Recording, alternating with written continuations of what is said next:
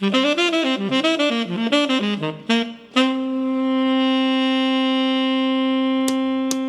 WAMU 88.5 at American University in Washington, welcome to the Politics Hour, starring Margaret Barthel. I'm Kojo Nand.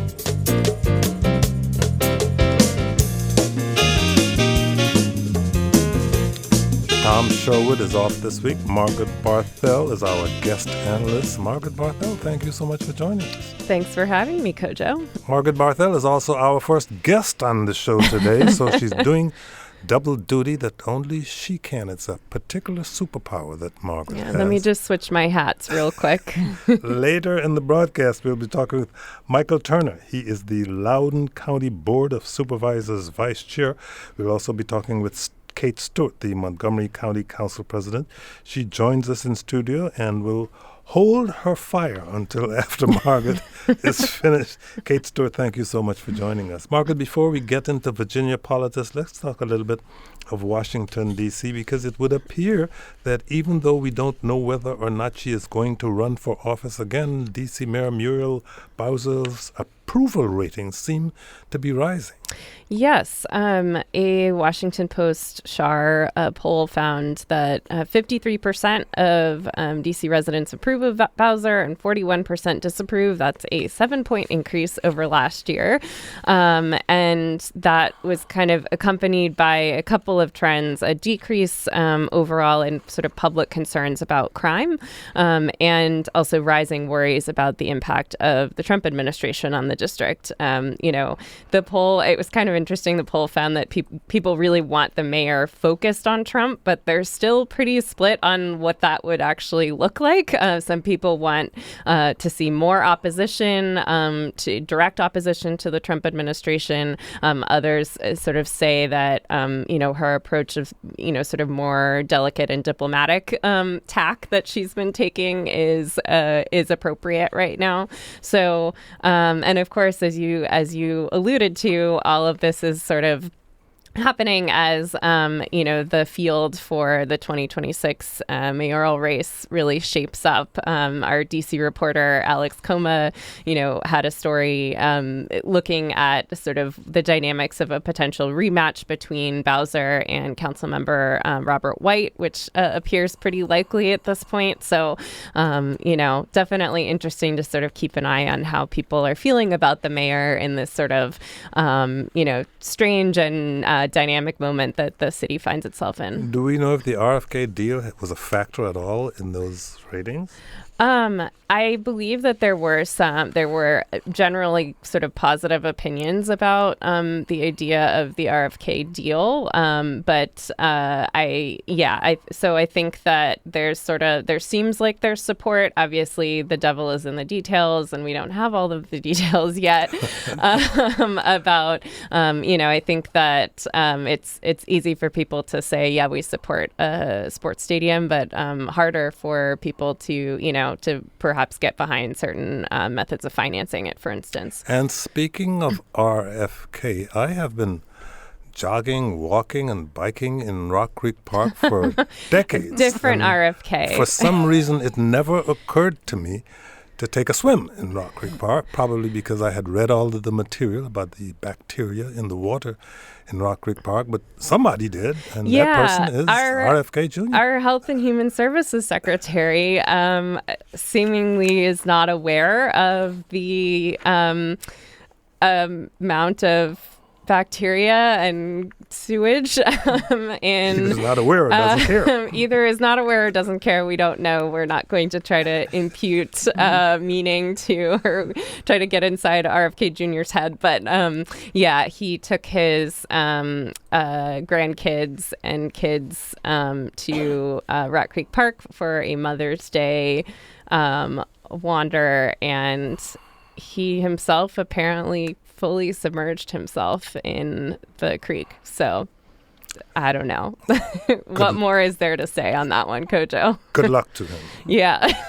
It's another big election year in Virginia. Let's talk Virginia politics. Early voting is already underway for next month's primaries. What's on the ballot? Yeah.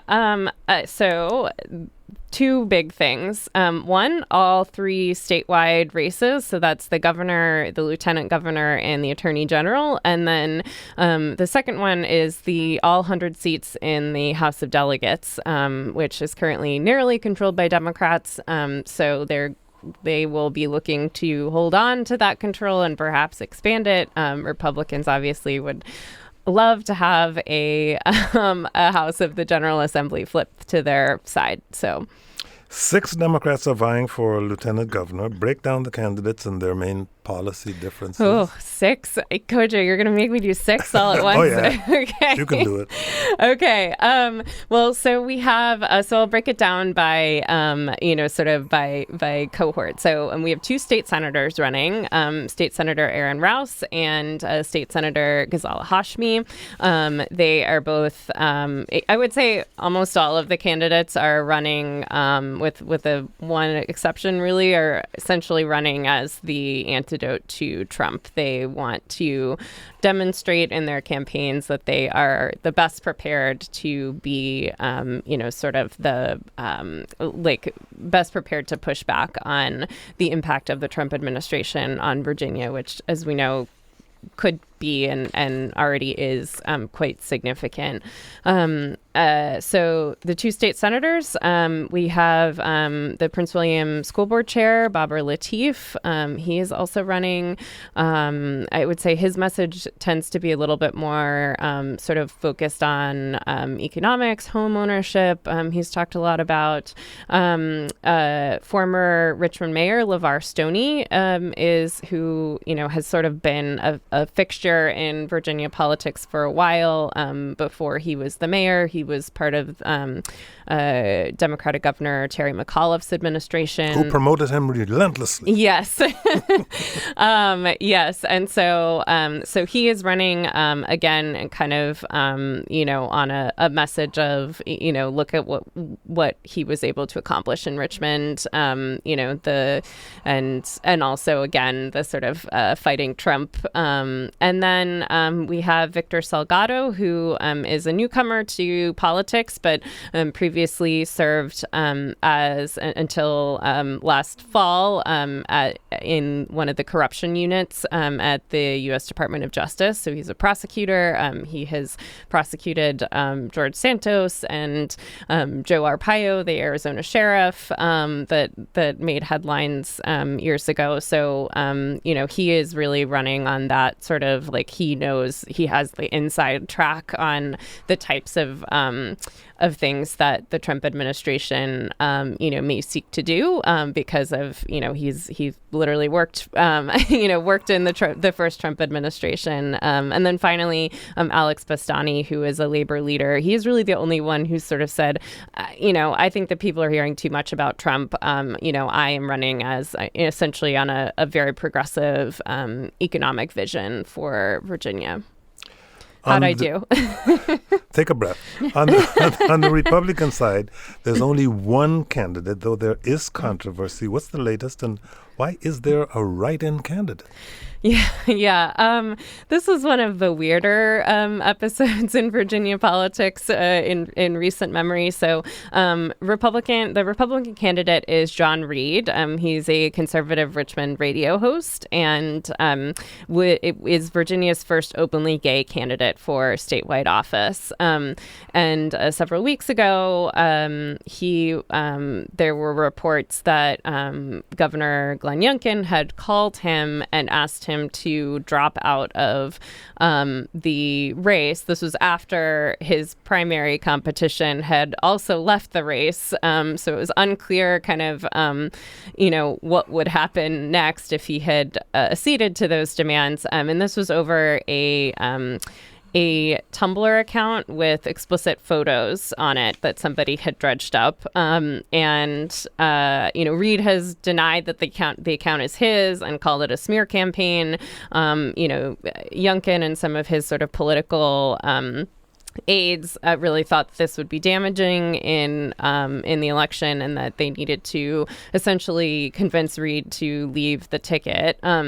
Reid did not. And I think he's actually won, really strong support from the MAGA base for, positioning himself as this sort of tough conservative fighter who's ready to stand up for them. Two Democrats are running for the Attorney General nomination. The winner will face Republican incumbent Jason Miyares. Who are they and what separates them politically? Yeah, so we have two candidates, as you said. Former Delegate Jay Jones. He is currently a Norfolk-based lawyer and is, he's been supported. He's supported by former Governor Ralph Northam, which is a significant endorsement in his favor. He is, between serving as a delegate and this campaign, he's been in private practice. He's worked on significant cases with the Virginia NAACP, and he's also been part of the Consumer Protection Unit in actually the DC Attorney General's office, of all places. Yes. So that is his. That's sort of his background. He's running against Shannon Taylor, who is the Commonwealth's attorney in Henrico County. She's been there for a long time and has kind of was the first Democrat to win that seat in a while. So she's sort of touting her experience as a prosecutor and as somebody who's successfully run campaigns in an area that at one point at least was fairly red. Both parties have already selected their candidates for governor. Former Congresswoman Abigail Spanberger is the Democratic nominee, while the current Lieutenant Governor, Winsome Earl-Sears, is the Republican candidate. We know them both fairly well, so you don't have to say a great deal about them. But what's significant is that this race is attracting quite a great deal of national attention. Why? Well, it's kind of the only game in town, in major state political races.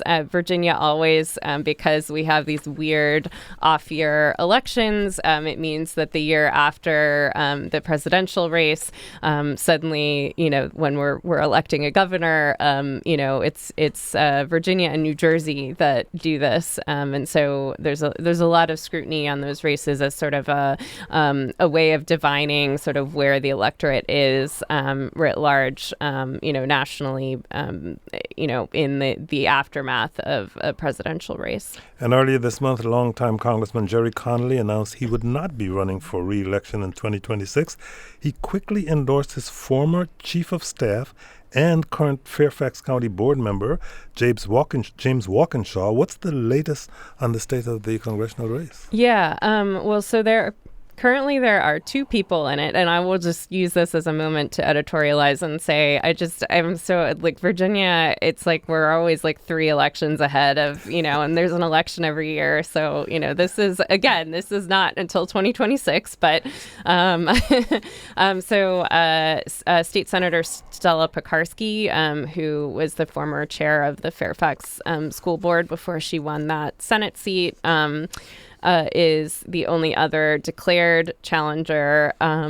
And I would say that Walkinshaw has been, the Connolly endorsement is definitely significant. I don't think that, I think Stella Pekarsky is also a well-known, figure in Fairfax and in Fairfax politics. And so, I wouldn't discount her campaign either. But Walkinshaw has really rolled out quite a few significant endorsements. And obviously the Connolly one is the most significant. He's a beloved figure. He will be missed in politics. Mm-hmm. Joining us, as we said earlier, is Kate Stewart, the Montgomery County Council president. So Margaret will now switch from her role as guest to her role as analyst. Kate Stewart, once again, thank you so much for joining us. Great. Thanks for having me today. You, along with school officials, announced a plan this week to nearly fully fund county schools' budget request without a tax increase. Yes. Explain the proposal and why you think it's a good solution. Great. Well, thank you. And thank you for having me on again today. So our budget, as we were going through it the last couple of months, we had an ask from our school board to fund the schools at $268 million over last year's budget. In addition to that, we had, a great deal we're facing with the federal government, with Maryland's financial situation. And it's a tight budget year as we look at planning for our future as well as today. And the county executive had proposed first a property tax increase, then he took that away and proposed an income tax increase.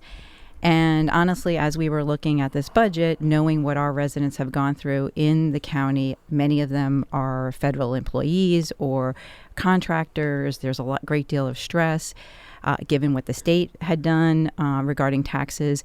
The council wasn't moving in that direction. But we know the needs of our schools. And so working with our school board and our superintendent, we wanted to see how can we do as much as we can for the schools this year.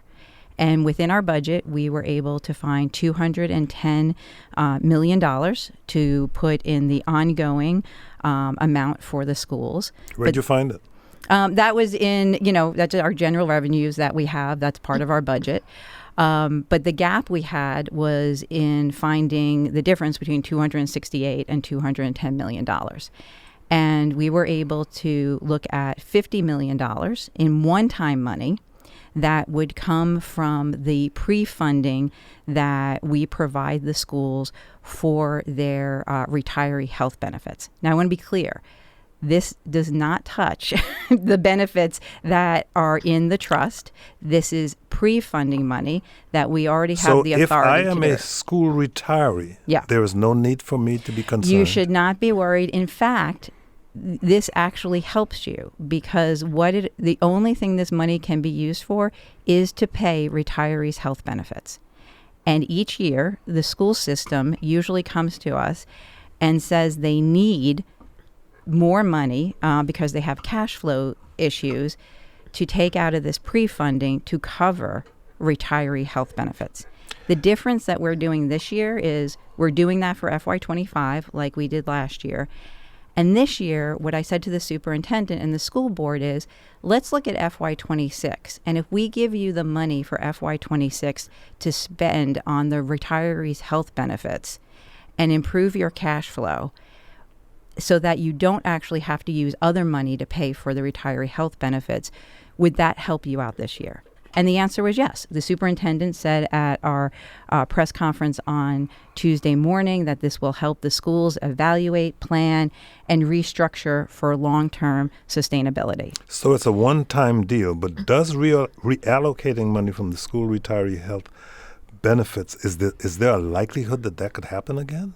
Well, so it's not reallocating. I want to be clear. The money is still being spent on retiree health benefits. It's just, is it being spent today on it, or is it going into the trust for future years? And what we're saying is because they already have the shortfall, because we know across everywhere, health benefits, health costs, healthcare costs are going up.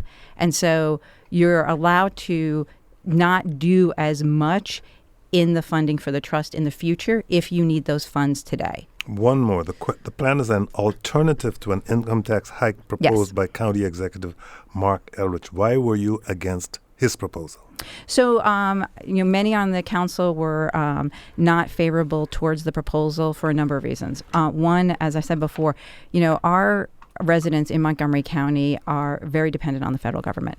1 in 10 residents in the county in some way get income from the federal government. Either they're federal employees, they work for contractors, and we were devastated by the rifts that happen and the layoffs that happen on Valentine's Day and in early April. And so people are under a lot of stress. The other thing, and putting on my hat as chair of government operations and fiscal policy, when we talk to the folks in our finance department about the income tax and how much revenue we thought we could get from it, we realized there's a lot of volatility when you're estimating income taxes.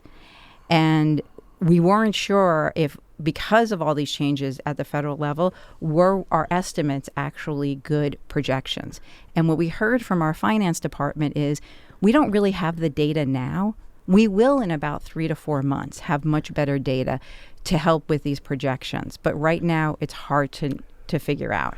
We got an email from Susan in Sandy Spring who says, it looks to me like the county council is passing a budget that depends on a one-time funding source to fund the schools instead of a longer-term funding fix.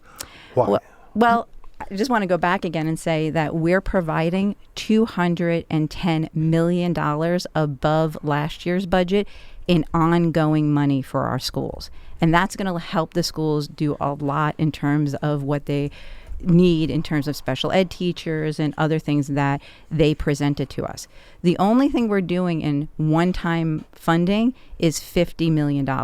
And when you're looking at a school budget of $3.6 billion, the only one-time money we're using is $50 million. So I actually want to go back to the original increase in the school's request. What are sort of the factors, to your understanding, that are behind that $268 million, compared to last year's budget? Yeah. So our new superintendent came in this year and did a great job presenting a budget to us very clearly. One of the needs, as he has laid out and our school board has laid out, is in the area of special education. Right now, we have a great need to fill positions and move some of our part-time positions, or what are known as para positions, to full-time. And so that was a large part of the budget that was proposed to us. The other factor is that the state of Maryland, actually, because of the financial constraints in the state, actually pushed down to the county $18 million in teacher pensions. And so that was $18 million that the state usually paid for, and now we have to pay for in the county. So that was another large chunk of money. And then there are a number of other areas. There are some positions for safety positions in the budget as we're looking, as the superintendent and school board is looking at safety issues in our schools. Well, County Executive Elrich argued in the past that the council should have more oversight over school spending. Do you agree? I think it would be helpful if we, had more oversight. I have to say, though, the partnership and collaboration we have with the school board and the superintendent right now is excellent. And the superintendent really provided us with a great deal of information. And the other thing we did as a council last year proactively, actually under the leadership of my predecessor as council president, Andrew Friedson, is we had full council sessions that really delved into the school budget in depth. And in fact, in October, we went in depth in the employee benefits plans and what we're talking about right now, the retiree benefit plans, which actually helped set up this idea, because we were already looking at what the needs are of the school were in this area. And so when we came up with having to find this small shortfall and help them pay their retiree benefits and really right the ship, it was a natural fit. I think Fred in Germantown also wants to talk about school funding. Fred, you're on the air. Go ahead, please. Hi, thanks, and thanks for the councilwoman and everyone on the council who does a really hard job, and we appreciate it. You're welcome. But I'm worried about this proposed method. I believe that the police union has come out and said that this method appears illegal, number one. And then number two, it seems to be overly complicated. And in my short life here, I found that when things are really complicated, there are probably downsides. And well, I'm not tell me one thing about jurisdiction downsides. budgets that is uncomplicated. Yeah. But go ahead, Fred, please. I so appreciate your question. So actually, the police union has actually retracted their letter. There was confusion on their part about what the proposal was. So they actually have retracted that, and I've spoken to the police union, and we're all square on this. And I hear you, believe me, budgets can be really complicated, and I think looking at how we're able to respond to a lot of the uncertainties, the shortfalls we're now experiencing because of federal grants that have been withdrawn, looking at what has been pushed down to us at the state level. I mean, part of this is that all of this happened very, very quickly in a short amount of time. Kate Stewart is the Montgomery County Council President. We'll take a short break. When we come back, we'll continue the conversation with her. Then we'll be joined by Michael Turner, the Loudoun County Board of Supervisors Vice Chair. You can still call 800-433-8850 or send email with questions to kojo@wmu.org. I'm Kojo Nandi.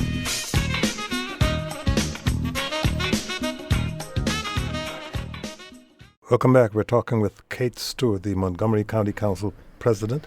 Margaret Barthel is our guest analyst, and we'll soon be talking with Loudoun County Board of Supervisors Vice Chair Michael Turner. Kate Stewart, increased federal immigration enforcement in recent weeks has had many local jurisdictions on edge. What is Montgomery County's official policy when it comes to working with federal immigration agencies? Great. Well, thank you for that question. So we've had a policy of not enforcing immigration laws. Our police department and government agencies do not work with ICE or the Department of Homeland Security when it comes to enforcing immigration laws. We firmly believe that is the responsibility of our federal government, and we follow the guidance of our Attorney General, Anthony Brown, in the state of Maryland. President Trump signed an executive order last month that calls for a freezing of any federal funding to any jurisdiction his administration decides is, quoting here, a sanctuary city. While Montgomery County is obviously not a city,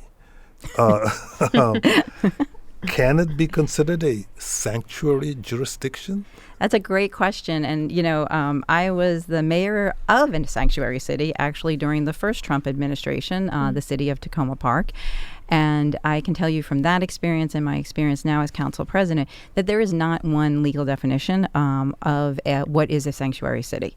And so, again, we are relying on the guidance of our Attorney General, Anthony Brown. We firmly believe that the Constitution of the United States and all other laws say that immigration is a federal duty, and that we do not need to and should not be get involved in that. Yeah.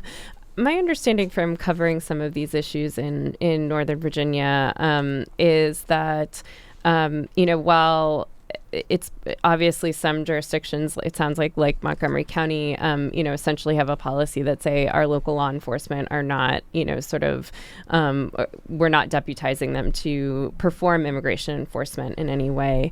But in Virginia, anyway, there are ways in which the local law enforcement apparatus is required to, when the sheriff books somebody into a county jail, regardless of whether they have, a policy where they have direct communication with ICE, they still have to enter that person's immigration status into a database. So are there similar structures in Montgomery County? There are and when there are issues with violent crimes, something that regardless of someone's immigration status, we do work with federal law enforcement on that. So I think sometimes those two things get in conversations tangled, but we do have an executive order actually from the first Trump administration that actually outlines our procedures in Montgomery County. And when it does come to those violent crimes, separate from any immigration status questions, we do work with federal law enforcement. The annual point-in-time count shows a 32% increase in homelessness in Montgomery County compared to last year. It's the largest increase in the region. Why is homelessness such a big challenge in Montgomery County? So I think there are a number of factors looking at our region, quite frankly, and this is a report that actually comes out from the Metropolitan Washington Council of Governments, and I'm on the board there.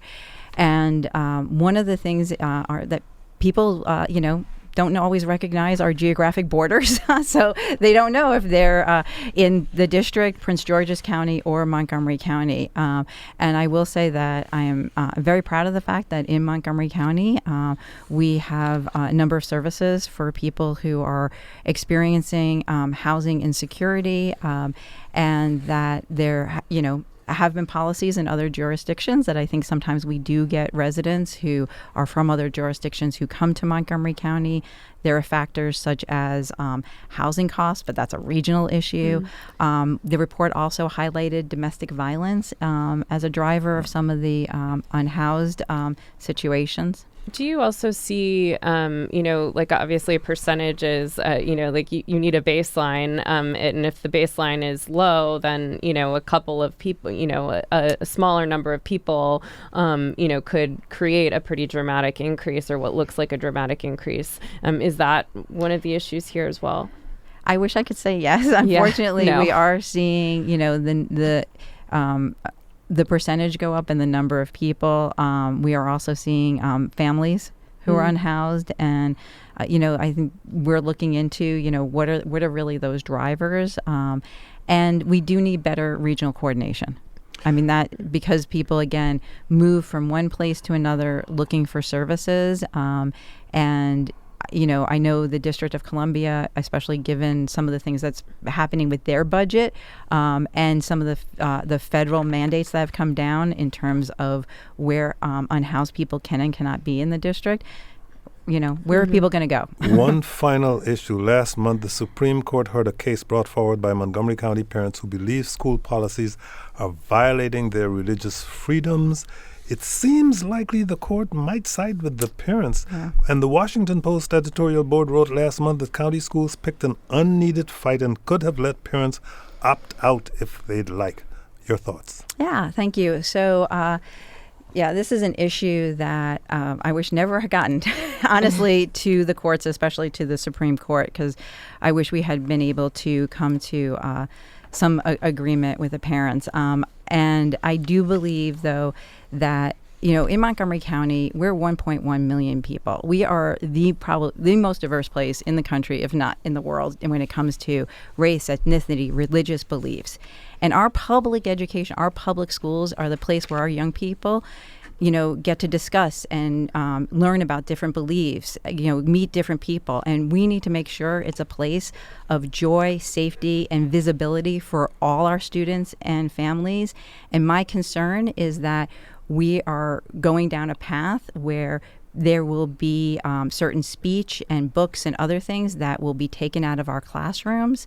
And when we start going down that path, we've seen in the history of our country, and even right now, how people rewrite history, try to marginalize people in our community, and we can't have that. We need our public education to be a place where young people get to be exposed to different beliefs and different people and have those conversations. Because if we don't, again, we're going to erase people's histories and marginalize members of our community, which then just adds to the bullying we see and the hate speech and discrimination across the board, not just for our LGBTQ plus community. That will have to be the last word on this issue for the moment, because it's going to be going on for a long time. Kate Stewart is the Montgomery County Council President. Thank you so much for joining us. Thank you. Enjoyed being here. Thank you, Margaret. Joining us in studio now is Michael Turner, the Loudoun County Board of Supervisors Vice Chair. Michael Turner, thank you so much for joining us. Thank you, Kojo. It's a real pleasure to be here. I appreciate it. Let's talk about this first, Margaret Barthel, that county leaders in Arlington County plan to end certain kinds of interactions with ICE. What's going on? Yeah, so the county board voted to end voluntary contacts with ICE on Tuesday. They removed this policy, which is called Section 7, that allowed officers to give ICE a heads up after they had made an arrest, but in a very narrow set of circumstances. They had, kind of created this set of exceptions for, if somebody was suspected to be involved in gang-related activity or terrorism or, some other, sort of serious sounding things. The board decided that they were convinced that the policy needed an update because of the scale and scope of the Trump administration's crackdown on immigration and people who are not authorized to be here in this country. I think, as I said earlier, I think there are two important things to note here. One, this does not mean that the regular criminal justice system process is not going to work. If the county charges someone who lacks legal status with a crime, they're going to continue that prosecution. It just means that they're not going to tell ICE ahead of time that that person's in custody. The other thing is, as I mentioned, there are certain structures and state law, in fact, that require the county sheriff to, put people's immigration status into a database that federal authorities can access. So it's not really that if that information is still out there if immigration authorities want it. I will say that this is, as many things do, become political. Yesterday, Governor Glenn Youngkin and Attorney General Jason Miyares put out statements, saying that this was a dereliction of duty on the county board's part, that they were, sheltering criminals and being too lenient in changing the policy. Well, it's political, so that's why we discuss it on the politics. Indeed. Michael Turner, Loudoun County has a higher concentration of data centers than anywhere else in the world. The community you represent, Ashburn, is known as, quote, Data Center Alley. Why are there so many data centers? Well, that's a great question, Kojo. It was really an evolution. Late 90s, the Advanced Research Project Agency established basically Metropolitan Area Exchange East, which was the start of the internet. And as part of that, they laid a lot of underground fiber. And the key thing in the cloud-based computing is latency, how fast a piece of data moves from point A to point B. We had so much underground fiber, and the data centers started to move there. And then in 2008, our economic development director, Buddy Reiser, actively started to recruit data centers who very much wanted this very fast latency rate, faster than anywhere else in the world. And so the data centers started to develop there. Without getting into too much detail, the way land use works is if you buy a piece of land, there are permitted uses with that land, and if you build something that is permitted on that land, you don't need to come to the local legislative body to get permission to build. You can just build in accordance with the zoning ordinance. We had a lot of land, 6 different types of parcels that allowed data centers by right, and we referred to them as office parks back when office parks were the big deal all over the country. And what happened was probably in the last 5 to 8 years, the data centers started running out of land in Data Center Alley, and so they had bought parcels of land in eastern Loudoun County that were in near residential neighborhoods that were places that we had not anticipated that data centers would go. The demand really took off exponentially after COVID, and so the board has been looking at the process of how we manage the data center growth in the county. But nobody, and this is not a good guy, bad guy kind of thing, nobody anticipated the growth in the sector that we have seen globally, not just in Loudoun County. The demand for data has gone through the roof, and so we are working hard to meet those challenges in cooperation with our data center partners. As the popularity of office parks deteriorated, the popularity of data centers expanded. Data centers generated nearly $900 million in tax revenue for the county last year. What chunk of the county's budget is that? 38%. We get 38% of our county's revenue comes from data centers in Loudoun County. At some point, is that a concern? I mean, I think at this point, it's like if the data center, obviously this is a highly dynamic industry. It's changing dramatically, as we speak, probably. At what point is that worrisome that the county's budget is so dependent on this one specific industry? It's been a challenge. I don't know that I would classify it as worrisome per se. Obviously, you want a diversified revenue stream in any kind of a county budget. And with 38% of our budget constituting data center revenue, it's an issue. Our county administrator noticed that 5 years ago, and we have started to take steps that mitigate the impact if that revenue stream should start to dry up. So we have a revenue stabilization fund, which is overfunded right now, and that is designed when we have a downtick in data center revenue in any given year, we can absorb that shock with the revenue stabilization fund. We have various kinds of contingency funds, so we're anticipating that could happen, and so we're taking steps to mitigate that process. Another thing you're anticipating, because you argue in a recent report that the increasing use of artificial intelligence, or AI, will create an even greater demand for power.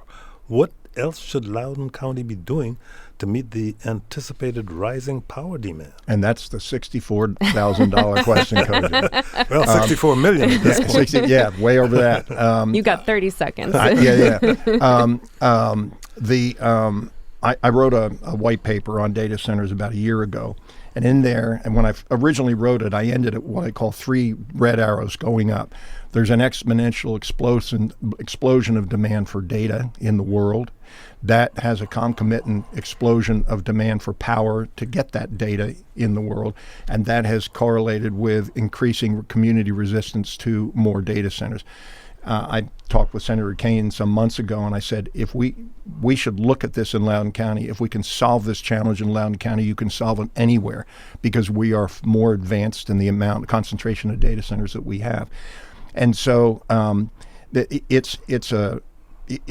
we're not sure. We are talking with PJM, the Northeast Power Grid Authority, regularly. We're talking with Dominion Energy regularly.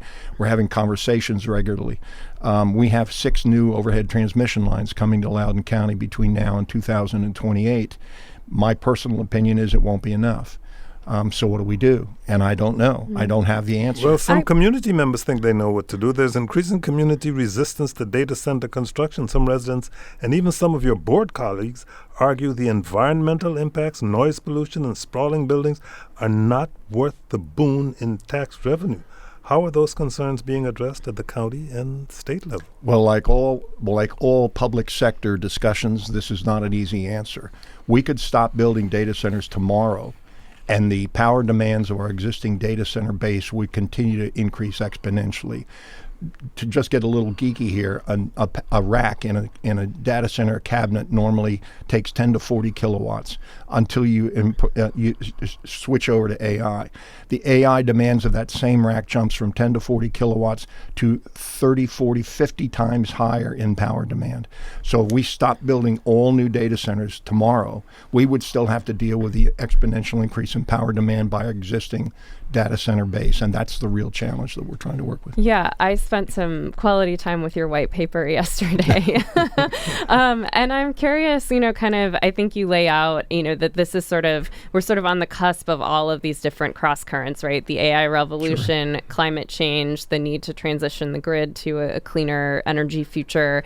I guess I wonder, what will Loudoun look like if you get this right? If you are able to be an example to the rest of the world of what sort of managing all of those different factors would look like.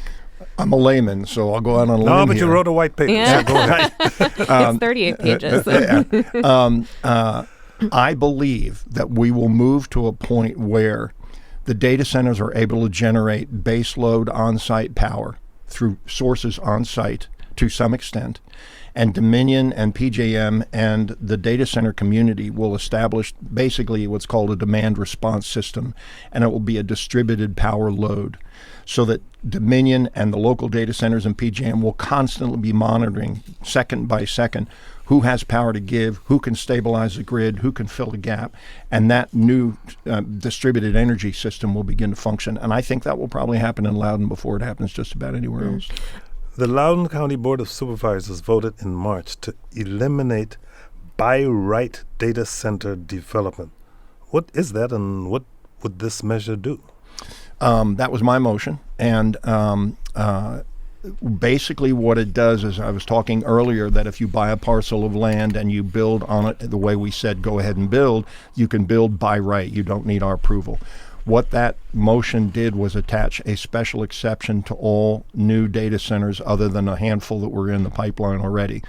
But all new data centers now will have to have a special exception attached, which means it's a legislative application. It must go through the full public review and come to the Loudoun County Board of Supervisors for approval to build. Doesn't mean we're going to say no. It means we need to see every data center from now on to decide whether we want it or not. Any other regulatory measures being considered? Well, there's always performance standards that we want, architectural standards, noise standards. And that's the sort of second phase of We're working on that yeah. now. That's right. The special exception was phase one, and now we're working on performance standards and that sort of thing. The biggest ones, I think, are probably pollution from backup generators, noise from backup generators. That can be ameliorated to a great extent with Tier 4 generators, state-of-the-art Tier 4 backup generators. You were starting to see applications now where the Tier 4 generators are part of the application already. Noise is a factor, and so we would like to see decibels at the parcel property line much lower than they currently are, probably 55 decibels max. Pre- and post-construction noise studies to establish that basis. Architectural reviews, so we want either real windows or fake windows on principal facades, berms, tree screening, setback, those sorts of things. So yeah, we can kind of mitigate the impacts visually and orally of what a data center would do to a community. Yeah. On from data centers, we've seen. Oh, wait, I have one more question. See, Sorry, Kojo. that's why I told you she shouldn't be the guest. But go ahead. Well, the General Assembly really struggled to pass, was considering a number of data center regulation bills this past session. They only passed one, maybe two, and that was, of course, vetoed by the governor. Your white paper kind of rarely mentions the sort of state's role, the state legislature's role in setting policy around this. I mean, like, where should the General Assembly be focused on this issue? I think this is a really tough issue for the General Assembly. An answer at the state level is almost certainly, when you're talking about data centers, not an answer at the Loudoun County level. And I talked with the Joint Legislative Audit Review Commission while they were crafting their report late last year. And I said, please don't come up with a one-size-fits-all. And don't over-regulate from the state level, because when it filters down to the localities each have individual solutions for their data centers. And they can be wonderful partners for the community and tremendous revenue generators. And each community has to look at it very carefully and decide what works for us here and what doesn't. So a one-size-fits-all solution from state is really tough, which is probably why not a lot came out of this last session, because it's very hard to regulate something as diverse in its impact on local communities as data centers. You expressed concern at recent board meeting about the security costs of President Trump's trips to his Loudoun County Golf Club. How much does each trip cost the county? We are trying to find that out right now. The golf course is located in Supervisor Julie Brissman's district, and she was the one that brought this up and asked, how much are we spending on this local Loudoun County security effort? And then I added into that discussion and asked the question, because it never even occurred to me. But yeah, are we using local taxpayer dollars for the Loudoun County Sheriff's Office to support these golf outings, of which there have been 18 since the beginning of the year? And we are, and we've asked the question, how much are we spending? And we're waiting for that answer. The Virginia Attorney General announced last week the opening of an investigation into Loudoun Public Schools' handling of an incident in a county high school locker room. What exactly is going on? I think there's a lot of politics rolled up into that initiative. I will tell you, I would be surprised if there aren't school systems all over the United States that are dealing with this issue. This is a social issue. It is prevalent everywhere. And I think there are politics at play here that cause the microscope to be focused on Loudoun County on this issue. And politics related to this is a big election year in Virginia, perhaps? Absolutely right. Absolutely right. What's the board's role in monitoring and supervising county public schools? We basically provide funding for the Loudoun County Public School System at the beginning of the budget cycle. And essentially we give them the funding, and then they administer the school system. It is controlled, by an independently elected school board. They have no we have interactions all the time, but the Loudoun County Board of Supervisors does not have any statutory authority over school operations. That's the purview of the school board. Afraid that's all the time we have. Michael Turner is the Loudoun County Board of Supervisors Vice Chair. Thank you so much for joining us. Thank you very much for having me. Margaret, what's up this weekend? Oh, Kojo, We only have a restricted time here. I am very going crowded social calendar. I do, but I'm just going to sit at home and knit. Yeah, that's how crowded our social calendar is. Thank you all for listening and stay safe. I'm Kojo Nandi.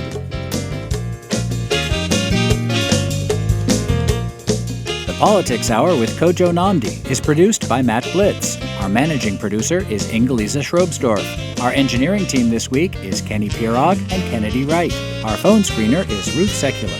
For past shows, visit thepoliticshour.org.